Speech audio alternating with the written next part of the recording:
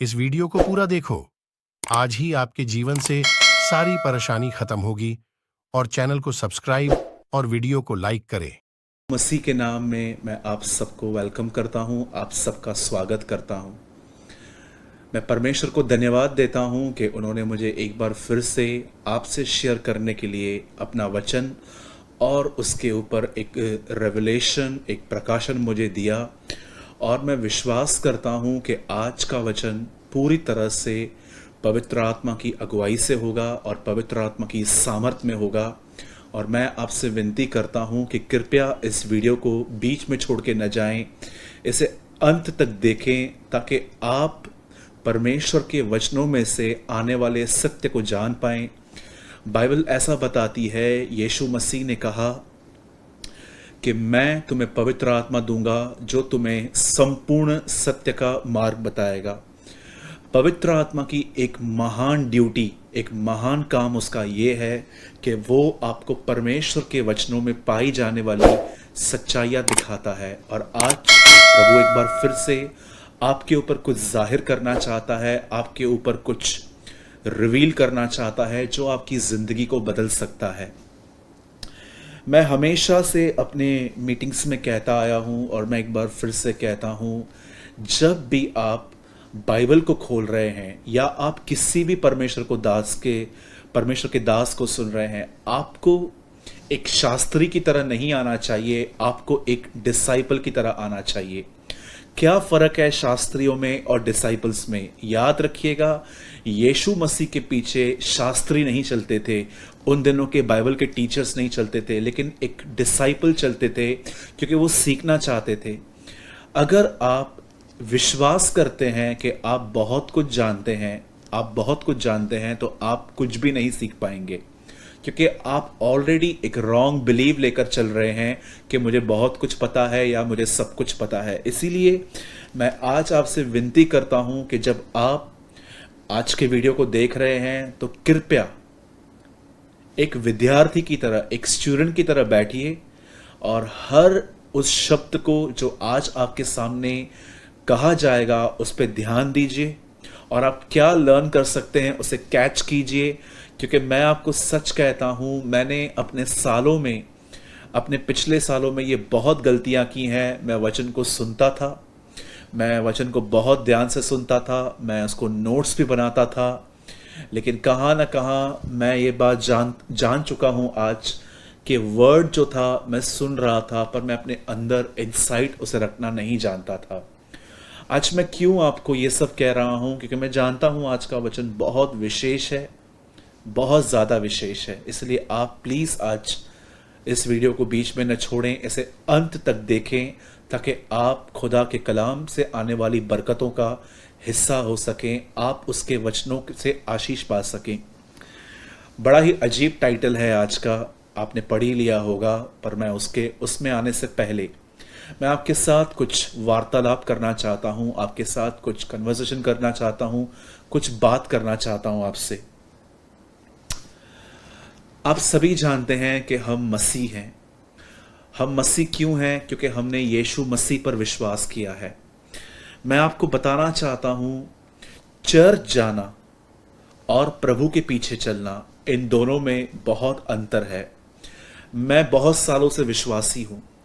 पहले के जो साल थे जब मैं नया नया प्रभु में आया था, एक टाइम था जब मैं प्रभु के पीछे बहुत रेडिकली एक डिसाइपल की तरह, एक चेले की तरह चलता था, लेकिन ज्ञान से उत्पन्न होने वाले घमंड को मैं अपने जीवन से निकालना नहीं जानता था। इसीलिए मैं घमंडी हो गया। उसके बाद मुझे इस बारे का कोई नॉलेज ही नहीं था कि एक्चुअली मुझे ये पता ही नहीं चला कि मैं पहले के दिनों में मैं यीशु के पीछे चलता था, सिर्फ कलीसिया नहीं जा रहा था, लेकिन मैं यीशु मसीह के पीछे चल रहा था। लेकिन जब घमंड आया, जब परमेश्वर ने बाउंड्रीज को मेरे बढ़ाया, मुझे प्रभु ने आत्मिक तौर पे मुझे ब्लेस किया, मेरी प्रेयर लाइफ ग्रो की, मैं वचनों को और जानने लगा, प्रभु ने मुझे सेवकाई दी, तब मैं आहिस्ते आहिस्ते एक पीछे होने वाले सिस्टम में आ गया। तब मुझे पता चला कि अब मैं कलीसिया जा रहा हूँ, अब मैं यीशु के पीछे नहीं चल रहा हूँ। याद रखिए, कलीसिया जाने में और यीशु मसीह के पीछे चलने में जमीन और आसमान का अंतर है।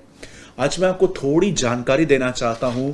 हो सकता है कि आप भी इस धोखे में जिंदगी जी रहे हैं कि आप ऑनलाइन मीटिंग अटेंड कर रहे हैं, आप अपने घर के अंदर दुआएं कर रहे हैं, परमेश्वर के वचन को पढ़ रहे हैं और बहुत सारी एक्टिविटीज में आप शामिल हैं। पर मैं आपको बताना चाहता हूं, ये बिल्कुल पॉसिबल है कि सब कुछ करने के बाद भी आप यीशु मसीह के पीछे नहीं चल रहे हैं, पर आप अपनी रीतियों का, अपने उन नियमों का पालन कर रहे हैं जो आपने प्रतिदिन अपनी जिंदगी में रखे हैं।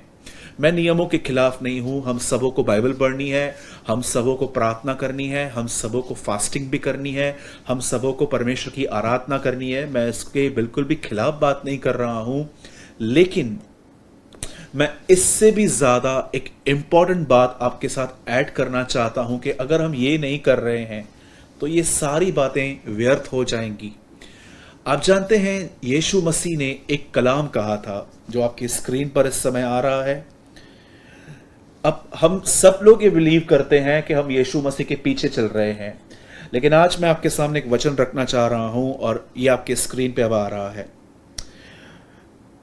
लूका 9:23, उसने सबसे कहा, सबसे, किसी किसी से नहीं, सबसे, यदि कोई मेरे पीछे आना चाहे तो अपने आप से इनकार करे और प्रतिदिन अपना क्रूस उठाए मेरे पीछे हो ले। अब यहां पर यीशु मसीह,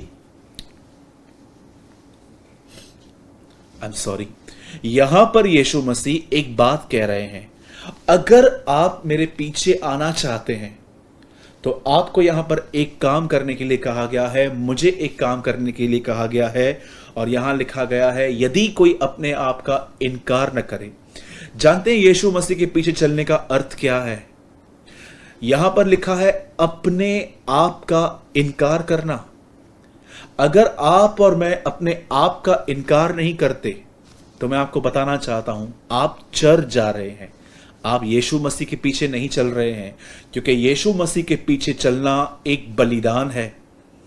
मैं आपको बताना चाहता हूं, आज की जो जनरेशन है उसे हर चीज जो है वो एक हल्के तौर पे, या तो मैं इतना कहूंगा बहुत ही आसान तरीके से चाहिए।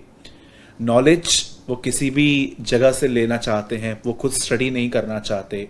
अभिषेक वो किसी के हाथ के द्वारा लाना चाहते हैं, खुदा से नहीं पाना चाहते। कई सारी चीजों में हम बहुत शॉर्टकट्स को यूज करते हैं, पर मैं आपको बताना चाहता हूं, ये शॉर्टकट्स काम नहीं आने वाले हैं। अगर आप और मैं यीशु मसीह के इस शब्द को जानते हैं, और अगर हमने सुना है जो वो बार बार अपने चेलों से कहता था, मेरे पीछे हो लो, मेरे पीछे हो लो। जानते हैं मेरे पीछे होने का मतलब क्या है? यहां लिखा है, यदि कोई मेरे पीछे आना चाहे तो वह अपने आप का इनकार करे। अपने आप का इनकार करने का मतलब है कि आपके अंदर बचपन से जो नेचर है, एक करप्ट नेचर जो हमारे बाप दादाओं से चला आता है। आपने सुना होगा कि बहुत सारे लोग अपने बाप दादाओं के स्वभाव में रहते हैं, उनका उठना बैठना, उनकी आदतों से आपको पता चल जाएगा कि ये बाप पे गया है। हमारे अंदर एक नेचर है जो करप्ट है। पॉल कहता है, मैं अपने आप को मारता, कूटता और वश में लाता हूं। किस चीज को वो मार रहा है? वो उस स्वभाव को जो उसके अंदर है, वो परमेश्वर के अनुग्रह से उसको वश में करके वो खुदा के पीछे चलता है। मैं एक उदाहरण देता हूं आपको, और मुझे लगता है कि ये चीज आपको और मुझे लर्न करनी है। अगर आप किसी ऐसे व्यक्ति के साथ बैठे हो, बात कर रहे हो जो आपके बहुत करीब है, हो सकता है वो आपका हस्बैंड है, हो सकता है वो आपकी वाइफ है, हो सकता है वो आपके बच्चे हैं, कोई यार है, कोई दोस्त है, या हो सकता है कि आपके कलीसिया का कोई विश्वासी है। कभी कभी आप जब उन लोगों के जिनके आप करीब हो, आपने देखा है आप वहां पर टेम्प्ट होते हो, परीक्षा में आते हो, आपके अंदर एक जिज्ञासा आती है कि जो व्यक्ति आपको पसंद नहीं है उसकी बुराई करना, उसकी निंदा करना, उसके कामों के लिए बात करना कि ये ऐसा है। मैं आपसे पूछना चाहता हूं, ये हमारा नेचर है। क्या आपने इस नेचर को अपने आप में इनकार करना सीखा है? मैं मसीह के अंदर बहुत सालों से हूं। मैं आपको सच कहता हूं, मैंने बहुत निंदाएं की हैं प्रभु में आने के बाद भी। ये मैं इसलिए कह रहा हूं क्योंकि बहुत सारे लोग समझते हैं मैं पवित्र हूं। जी नहीं, मैं पवित्र नहीं हूं, मैं एटलीस्ट ईमानदार हूं, क्योंकि मैं जानता हूं मैं ईमानदारी अपने आप में रख सकता हूं, पर पवित्र एक हाई लेवल है जो मुझे सिर्फ परमेश्वर दे सकता है, और ईमानदार व्यक्ति ही पवित्र बन सकता है। मैं आपके सामने मान लेता हूं, मैंने मसीह में आने के बाद भी बहुत सारे परमेश्वर के दासों की बुराइयां की, बहुत सारे परमेश्वर की दासियों की बुराइयां की, बहुत सारे विश्वासी भाइयों की बुराइयां की।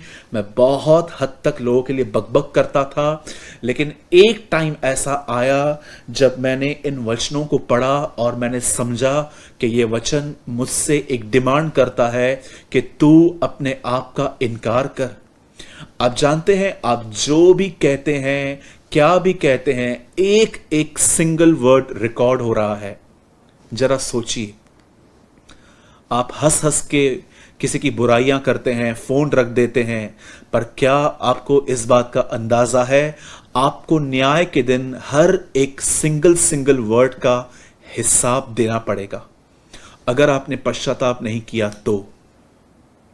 मेरे भाइयों, मेरी बहनों, आज भी अगर मैं किसी के साथ बैठता हूं, बात करता हूं, तो मेरे अंदर ये करप्ट नेचर, दूसरों की बुराइयां करने वाला स्वभाव मेरे अंदर से निकलने की कोशिश करता है। लेकिन यहां पर लिखा है अपने आप का इनकार करना। आपको उस समय जब आप टेम्प्ट हो रहे हो, आपको अपने इस करप्ट नेचर का इनकार करना है। आपको अपने आप से बात करनी चाहिए कि नहीं, मैं बुराई नहीं करूंगा, वो मेरा भाई है, वो मेरी बहन है, हम मसीह में सब एक हैं। मैं प्रभु की कलीसिया को इस तरह नहीं तोड़ सकता। और आप प्रतिदिन इन बातों के लिए प्रार्थना करते हैं और परमेश्वर आपको इनकार करने की ताकत देगा, जिसे परमेश्वर की सामर्थ भी कहते हैं, जो पाप को इनकार करना सिखाती है। ग्रेस बोलते हैं उससे। मेरे भाइयों, मेरी बहनों, अपने आप का इनकार करना सीखें। अदरवाइज मैं आपको सच कहता हूं, आप उन बिलीवर्स की तरह बन जाएंगे जिन्हें परमेश्वर का कोई भय नहीं है। जो वो लोग हैं जो ये बिलीव करते हैं कि उसके आने में बड़ी देर है, इसलिए वो दुष्टता करते हैं। मैं आपको सच कहता हूं, ये कुछ और नहीं कर रहे हैं, पर ये प्रभु की कलीसिया को अंदर ही अंदर से तोड़ रहे हैं।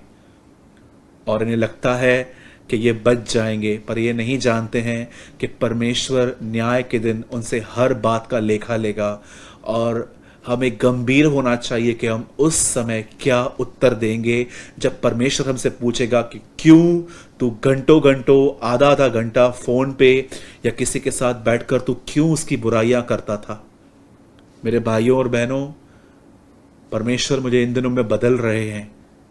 मैं आपको सच कहता हूं, मैंने इन दिनों में अपने दुश्मनों को आशीष देना सीखा है। अपने शत्रुओं को, अपने सताने वालों को, या जो भी हम पे ब्लेम करते हैं कि ये ऐसे हैं, ये ऐसे हैं, ये इसका प्रचार करते हैं, मैं आपको सच कहता हूं, एक प्रचारक होने के नाते मैंने बहुत विरोध सहा है, सेवकाई का विरोध सहा है। बहुत सारे लोग बहुत कुछ लिखते हैं, कमेंट्स करते हैं। इवन मुझे रिसेंटली एक भाई ने मुझे मैसेज किया था कि भाई, किसी व्यक्ति ने मुझे आपका वीडियो देखने के लिए भी मना किया, और मैंने अपने ऑफिस में बैठकर उसके लिए कहा कि खुदा, मैं अपने उस भाई को ब्लेस करता हूँ, मैं उसे आशीष करता हूँ, प्रभु तो उस पर दया कर ताकि वो भी सच्चाई को जाने। बी ए ट्रू क्रिश्चियन, एक सच्चे मसीह बनिए। याद रखिए, स्वर्ग में महान मसीहों की कोई वैल्यू नहीं है, स्वर्ग में सच्चे मसीहों की वैल्यू है। वहां पर आपसे ये नहीं पूछा जाएगा आपने कितनी चर्चेस बनाई, कितने लोगों को खुदा में लेकर आए, कितनों के लिए ये किया वो किया। वहां पर आपकी सच्चाई सामने आएगी। इसीलिए मैं भाई सूरज प्रेमानी आपसे प्रभु के भय और उसकी उपस्थिति में कहना चाहता हूं, किसी की बुराई न करें, अपने आप का इनकार करें। जब भी आपको ऐसा मन कर रहा है कि आप किसी के लिए कुछ बोलना चाहते हैं, उस समय प्रभु की बड़ाई कीजिए, और शैतान के लिए एक तमाचा है। मैं उम्मीद करता हूं कि इस छोटे से सेशन में आपने ज़रूर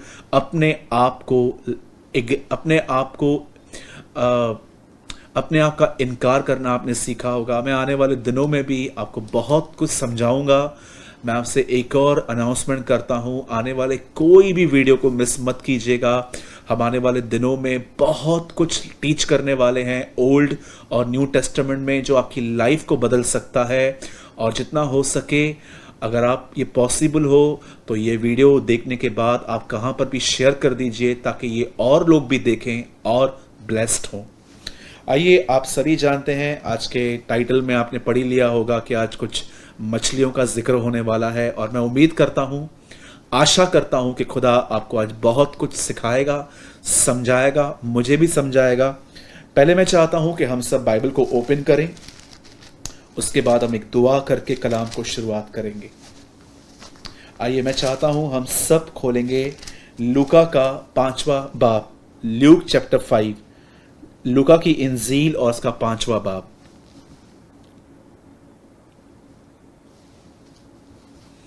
आइए, मैं चाहता हूं आप में से जितने भी लोग मुझे देख रहे हैं, प्लीज अपना हाथ मेरे साथ स्वर्ग की ओर उठाइए। Come on, lift your right hand. भले अपनी आंखें खुली रखिए। जो मैं कहता हूं प्लीज वो कहिए। मेरे पीछे कहिए, प्रभु आज मैं आपका वचन ग्रहण करने के लिए तैयार हूं। आज मैं आपकी उपस्थिति में आने के लिए तैयार हूं। मैं आपकी हुजूरी में आने के लिए तैयार हूं। आज का कलाम मेरे पत्थर जैसे दिल को तोड़ दे और मुझे मांस का दिल दे। पिता, मुझे बरकत दे। आज के वचन के द्वारा मेरी बुद्धि और समझ को खोल और मुझे मैच्योरिटी की एक लेवल और आगे ले चल। आज मेरा दिन है। आज का वचन मेरे लिए है। मैं ईमान रखता हूं, मैं बिलीव करता हूं, मैं विश्वास करता हूं। आज आप मुझसे बात करेंगे और मेरी जिंदगी बदलेंगे। Thank you Jesus.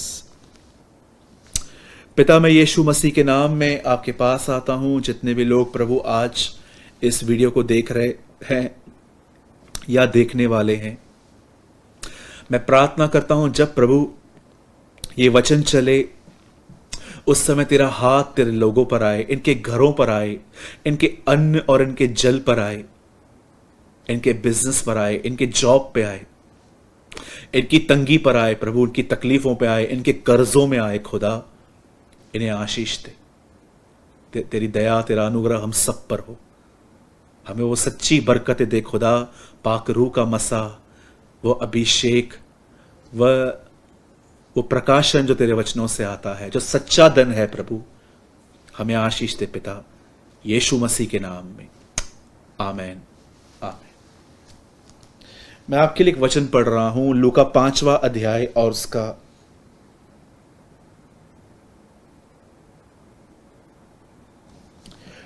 5 वचन, 5 का 5। शिमोन ने उसको उत्तर दिया, हे स्वामी, हमने सारी रात मेहनत की और कुछ न पकड़ा, तो भी तेरे कहने से मैं जाल डालूंगा। मैं चाहता हूं अब आप सब यहां ध्यान दीजिए और आज के कलाम को मैं बहुत धीरे से जा रहा हूं ताकि आप एक एक चीज मैं आपको विस्तार से समझा पाऊं। ये मैंने 5 का 5 पढ़ा, लेकिन आपको मीटिंग पूरी होने के बाद ये पूरा पैसेज पढ़ना है ताकि आप उसको और गहराई से समझ सको। ध्यान दीजिए, बाइबल ऐसा बताती है कि यीशु मसीह एक झील पर आए, गनेसर की झील पर। ऐसा लिखा गया है कि जब वो वहां पर आए तो वहां पर एक बहुत बड़ी भीड़ थी। मैं आपको बताना चाहता हूं, यीशु मसीह जहां कहीं भी जाते थे, एक बहुत बड़ी भीड़, एक बहुत बड़ा मल्टीट्यूड उनको फॉलो करता था। पर मैं आपको बताना चाहता हूं, इस भीड़ के अंदर बहुत सारे लोग मिक्सिंग होते थे। एक लोग ऐसे होते थे जो सिर्फ चमत्कार को पाने के लिए आते थे। आज भी आपको ऐसे बहुत सारे लोग कलीसियाओं में मिलेंगे जो वचन में इंटरेस्टेड नहीं है, लेकिन खुदा उनका काम करे इसके लिए ऐसा कहते हैं कि वो सिर्फ एक हाजिरी लगाते रहते हैं, और जैसे मीटिंग पूरी होगी सीधा पास्टर के सामने भागेंगे। और मैं आपको सच कहता हूं, अगर पास्टर उनसे सिर्फ इतना भी पूछ लेगा ना कि आपने क्या सुना था, मैं आपको सच कहता हूं वो नहीं बता पाएंगे, क्योंकि उनका ध्यान कलाम पर होता ही नहीं है। वो सिर्फ खुदावंत से कुछ पाना चाहते हैं। इस भीड़ के अंदर ऐसे लोग होते थे। मैं आपको कहना चाहता हूं, कभी भी इस भीड़ में मत आइएगा। दूसरी भीड़ ऐसे होती थी, ये चमत्कारों के लिए नहीं आते थे, ये सिर्फ यीशु को देखना चाहते थे कि यीशु कैसा है, वो कैसे काम करता है। जैसे जकई, वो ऊपर चढ़ गया था यीशु को देखने के लिए। ना ये यीशु में इंटरेस्टेड हैं, ना यीशु मसीह के वचन में इंटरेस्टेड हैं, ये सिर्फ देखना चाहते हैं कि ये क्या हो रहा है, ये कैसे चमत्कार हो रहे हैं, यीशु कैसा है। इस तरह के लोग भी बहुत सारे आज कलीसियाओं में हैं जो सिर्फ और सिर्फ जानना चाहते हैं कि ये क्या हो रहा है। तीसरी बात, कुछ लोग ऐसे होते हैं जो रोटियां खाने के लिए आते थे वहां पर। आपने देखा होगा यूहन्ना के 6 अध्याय में एक बहुत बड़ी भीड़ यीशु मसीह के पीछे इसलिए चल रही थी क्योंकि उसने उनको खाना खिलाया था। बहुत सारे लोग जो हैं वो कलीसिया के अंदर इसलिए भी आते हैं, आजकल ये भी एक ट्रेंड लगा पड़ा है, क्योंकि वहां पर एक भोजन मिलता है। ये एकदम रॉन्ग रीजन है। मैं आपको कहूंगा, परमेश्वर के भवन में अगर आपको खाना मिल रहा है खाने के लिए, कोई बुरी बात नहीं है। आप लंच कर सकते हैं, या आपको डिनर मिलता है आप ले सकते हैं, लेकिन आपके चर्च जाने का सिर्फ ये मोटिव नहीं होना चाहिए कि आपको खाना मिल रहा है। लेकिन मैं आपको बताना चाहता हूं, इसी भीड़ के अंदर एक भीड़ ऐसी भी होती थी जो सिर्फ और सिर्फ यीशु मसीह के वचन को सुनने और समझने के लिए आती थी।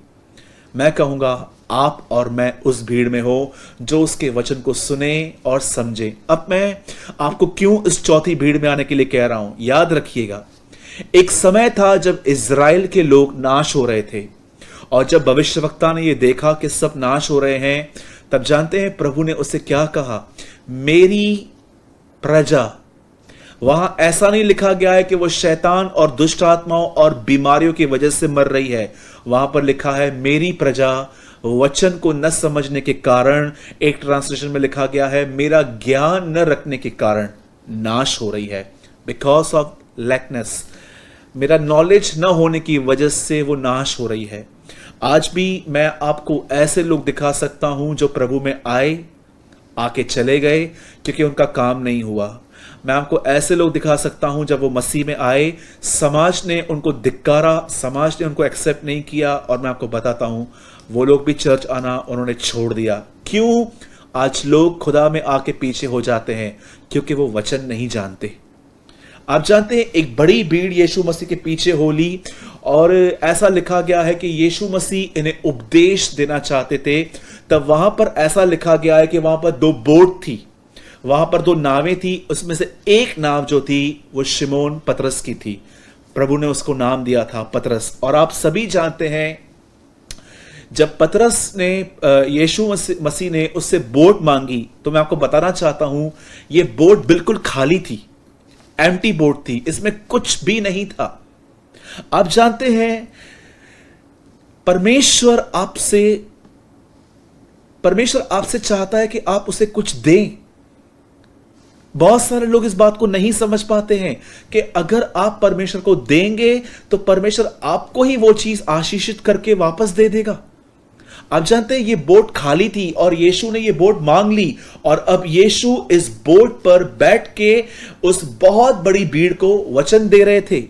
आप जानते हैं पतरस ने अपनी बोट उसे दे दी, जकई ने अपने सारे पैसे उसको देखकर गरीबों में दे दिए, एक बच्चे ने 2 रोटी